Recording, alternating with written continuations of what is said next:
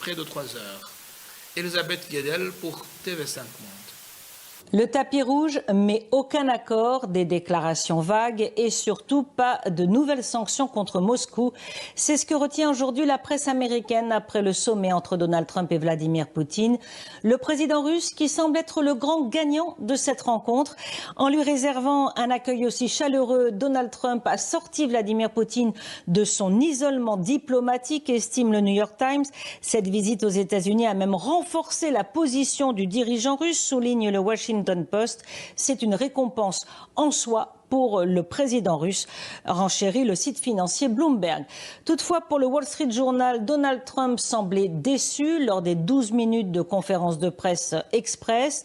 Un président américain qui est apparu également assez fatigué à l'issue de ce sommet. On a pu le constater lors de l'interview qu'il a accordée à la chaîne conservatrice Fox News avant de quitter l'Alaska. Pas de détails sur ce que se sont dit les deux présidents, ni sur leurs points de désaccord. Mais Donald Trump l'a répété, c'est désormais au président Zelensky et aux Européens de faire, je cite, avancer les choses, de trouver donc une solution pour mettre fin à plus de 3 ans et demi de guerre en Ukraine. Dans une brève conférence de presse de 12 minutes sans question, Trump a qualifié cette rencontre de très productive ou même d'une rencontre notée 10 selon The Reuters. Il a évoqué des progrès, évoqué un accord de principe, mais précisé qu'aucun accord n'est finalisé. No deal until there is a deal, a-t-il dit. Trump a insisté sur le fait qu'il ne négocie pas à la place de l'Ukraine et a prévu de consulter Zelensky et les alliés européens.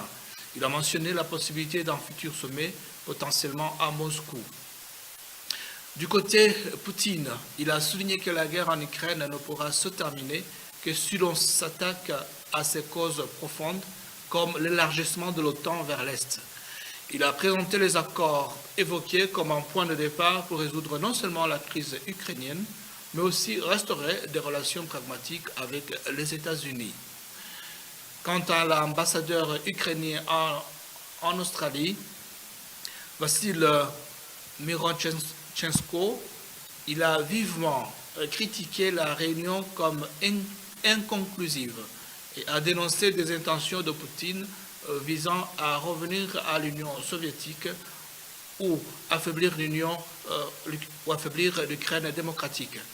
Plusieurs voix européennes et ukrainiennes ont insisté sur le fait qu'aucune paix durable ne peut être conclue sans la participation active de l'Ukraine et de l'Europe, comme le rapporte The Guardian. Malgré donc les gestes spectaculaires, flyover, tapis rouge, limousine, présence officielle de haut niveau, le sommet n'a pas permis d'aboutir à un cessez-le-feu ni à des engagements formels.